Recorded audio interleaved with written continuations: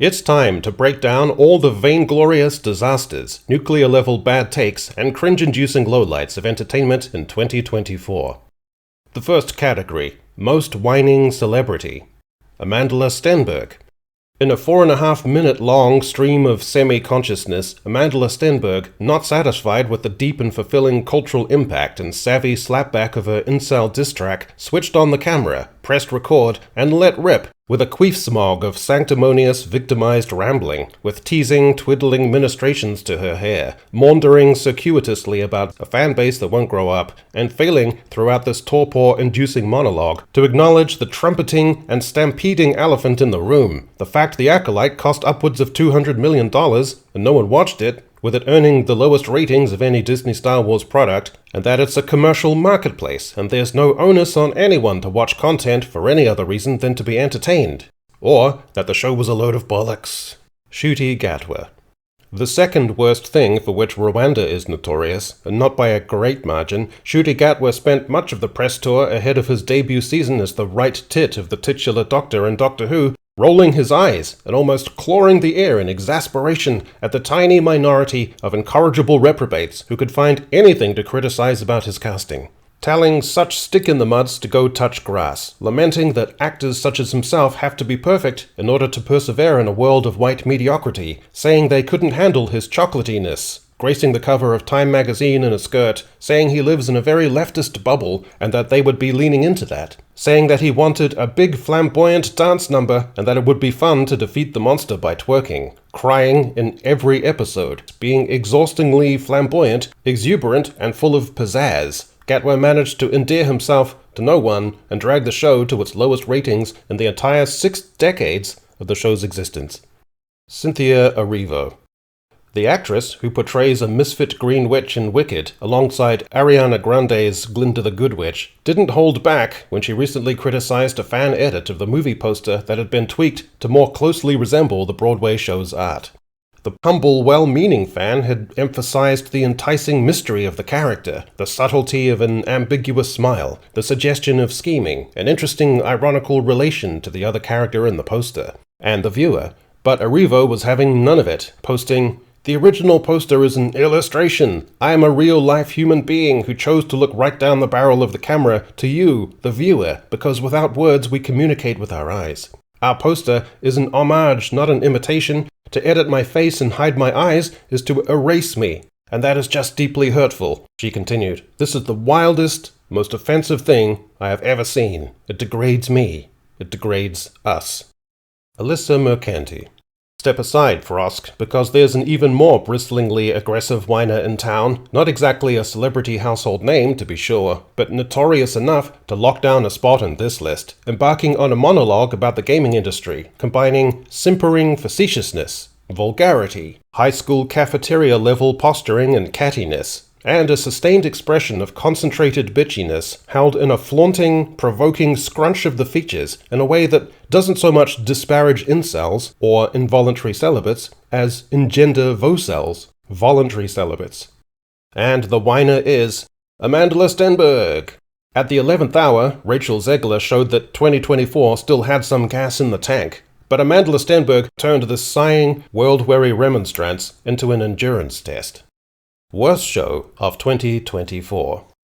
The Acolyte. The sleep of reason brings forth monsters, and in Lucasfilm's case, this hideous creature was the Acolyte, the nexus and apotheosis of wokery and overwrought identity politics that involved a lesbian director casting her lesbian wife, alongside a non-binary lead, with a gay actor secondary lead, and a gay comedian/actor as another Jedi, a mysterious stranger whose behavior is described at one point as femme-coded, lightsabers discussed by Headland as phallic symbols, a fat Jedi-abetes, a curly-headed, emotionally immature Jedi who floats in levitation for 10 years, and the show involving a coven of lesbian space witches, a lesbian empowerment song and dance number that set the internet ablaze, the Jedi Order looking like a bunch of schmucks, a lesbian witch-possessed Wookiee going on a rampage, and the viewer going into the final episode not knowing who the main character is, whether they sympathize with them or not, what they're trying to achieve, what the fundamental character relationships are, with what began as a mystery thriller having long ago petered out into an ill-defined psychodrama, and the show having all but collapsed under the weight of its own contrivances, contradictions, and eccentricities, establishing the unique feat of making the viewer actively despise something in the Star Wars universe. The Rings of Power.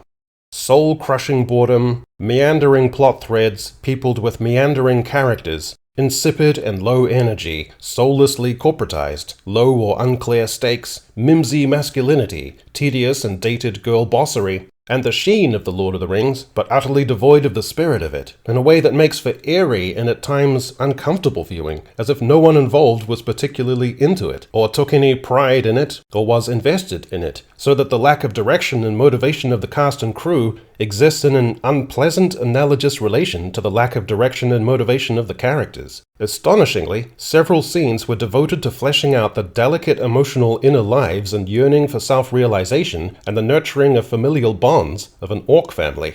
Genuine Twilight Zone stuff. We're here. All souls are worthy of dignity and acknowledgement. Subcultures, including a lot of sexual subcultures, are entitled to form, find empowerment and expression, and even flourish within their particular milieu. But it doesn't mean you need to have blanket societal acceptance and cheering on, or that you symbolize some greater moral purpose about societal bonds and breaking down boundaries.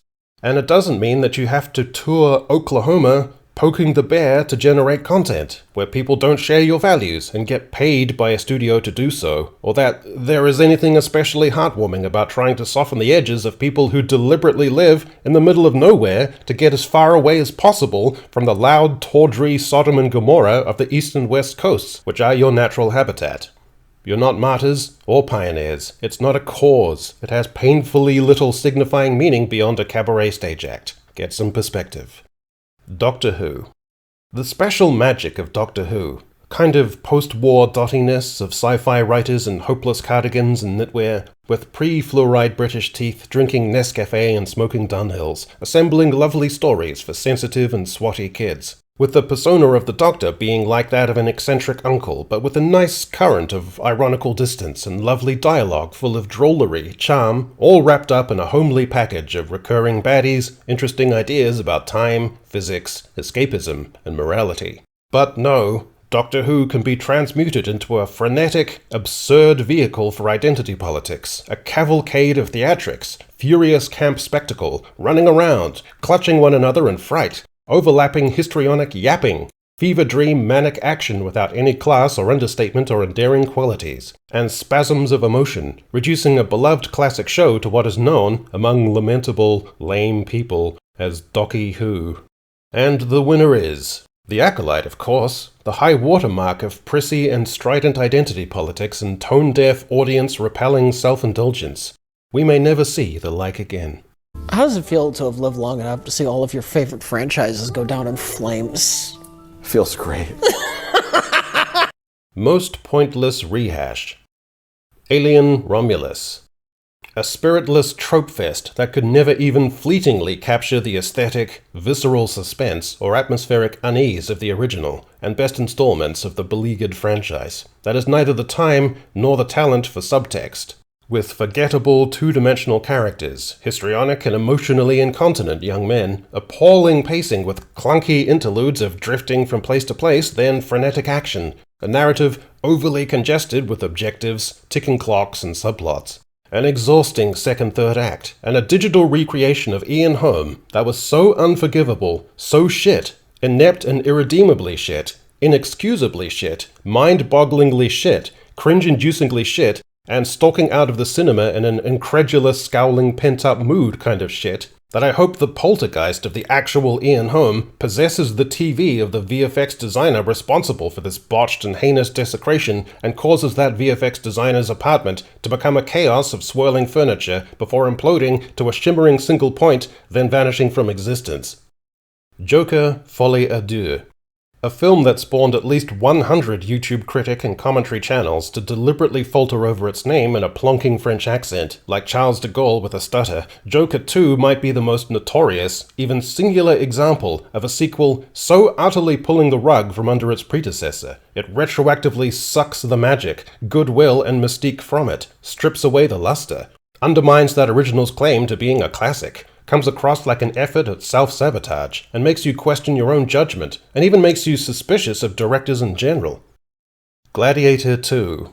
From a curmudgeonly octogenarian director who has entered the aging Hollywood legend neck scarf phase, hoping that people won't see the creative entropy and exhausted vision if you make a project huge and bombastic enough, and if you deliver loud enough set pieces, and that people won't gripe that much about the lack of narrative connective tissue in between, comes a film that no one especially asked for, and takes the simple, clean, narrative balance of that former work and engorges it like the liver of a goose being prepared for foie gras, with extra plot threads and too many characters, so that it feels longer and more drawn out than the original, even though it has a slightly shorter runtime.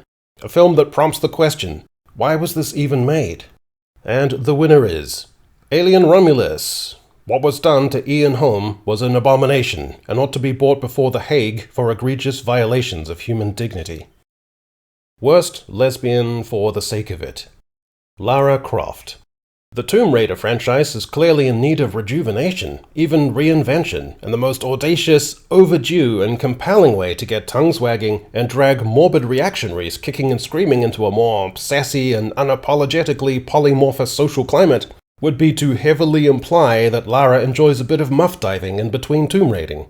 Thought she was a fun, simple, beloved hetero icon in canvas shorts? Well, think again, because now she's into minge.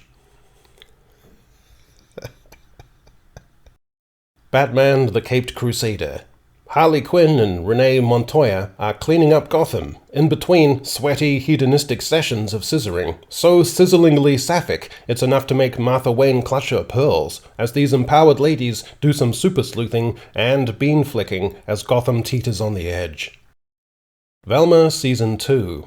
With a solved case under her belt, Velma is now revered by her high school peers, landing in the popular girl's top rank. And she and Daphne are officially girlfriends, though this season features the arrival of a new student, a femme non-binary goth named Amber. And if the precedence of vajayjays and mehness towards members in the show isn't emphasized enough, there is the arrival of a new serial killer who goes after men and rips their dongs off. And the winner is Lara Croft. She fucks chicks now, so whatever. Worst video game. Dustborn. A genuinely peculiar entity of Norwegian origin, a culture war hit piece with an all-time peak of 87 players on Steam, a narrative action game with the intention of, quote, showing the power of words, where you play as Pax alongside Sai, a morbidly obese woman with vitiligo who listens to K-pop, and Gnome, a non-binary investor, with Pax, who has a lesbian mother, having the power to trigger people, and their goal to deliver a flash drive across a degraded, morally empty, autocratically inclined vision of America. So, America. There's also a little person called Soul, with a blonde mullet, who has the power to heal people with the power of his voice, but only by reciting poetry. Dragon Age the Veilguard. Dragon Age the Veilguard is a dark fantasy action role-playing game developed by BioWare. The game director describing himself as queerosexual genomancer and claiming the game is inherently queer. A game commandeered as a property and with great heavy shovelfuls of progressive messaging, progressive identitarian self-inserts, to the extent representation becomes the disproportionate focus, virtually superseding the story. The main character sits at a table and makes a crucial announcement. So, I'm non-binary. Concord. A first-person shooting game published by Sony has the dubious distinction of being the biggest video game failure in the history of the industry, in large part because it tried to appeal to a modern audience that doesn't exist. Sony looked around, saw that superhero comedies were popular, so they spent a ridiculous 8 years making a Guardians of the Galaxy knockoff, at a cost of upwards of $400 million, with characters who are fugly and gender-bending. Why wouldn't you want to play a video game as a steampunk Angela Bassett, or a morbidly obese Beyoncé, or a fat Chris Tucker in a Michael Jackson wig dressed for an alpine skiing vacation? It reached a peak of 660 players on Steam. The game was pulled from existence forever after a week, and customers refunded their $40. And the winner is Concord. A game made entirely for the developers to reflect their preoccupations and social circles and flakiest excesses, and who felt, in spite of all the evidence, that they could will an audience to like their product in an environment of toxic positivity. Worst career choice. Paul Mescal. A talented actor with a sensitive and sympathetic screen presence, Paul Mescal gave a pitch-perfect performance last year in the outstanding Aftersun, a gripping, poignant piece about a loving father beset with some affliction or regret, a role played with nuance and extraordinary tenderness. So what in God's earth made him have a brain explosion and agree to sign up to be not Maximus in a dumb swords and sandals multiplex brain lowest common denominator action flick as a muscle-bound warrior hacking people to death on a revenge spree in ancient Rome? Sure, the money was good, but what a bizarre casting. Lee Jung-jae. Endeared to everyone for his role as the sympathetic everyman in Squid Game, Lee Jung-jae took a lurching career misstep, signing on to the House of Mouse, to feature in Hollywood's most identity politics-driven steaming pile of horseshit this year, The Acolyte. Barely able to speak English, he did his best to emote and lend some gravitas to a show full of neurotics, flakes, lightweights, and bores, getting choked out by an expressionless twin in a climax to a show hardly anyone had stuck around to watch. Rory Kinnear. Rory Kinnear is a decent enough actor, with a great resume in theatre, opera, and film. One can imagine the appeal of a fat check from Amazon Studios, but it is still a waste to see him cast as Tom Bombadil, a mystical character, one of the more offbeat figures in Tolkien's The Lord of the Rings saga, a woodland-dwelling man with an ethereal presence and a penchant for nonsense songs. The problem, of course, is that Tom Bombadil has been written as the most boring character on Earth by hacks with no talent or passion for what they're doing, and is depicted in a muddled way as somehow a guide or mentor or facilitator for Gandalf, but really just farting around on screen. And the winner is Paul Mescal. Not undermining his career by any means, but definitely one of the most off-note castings of recent memory.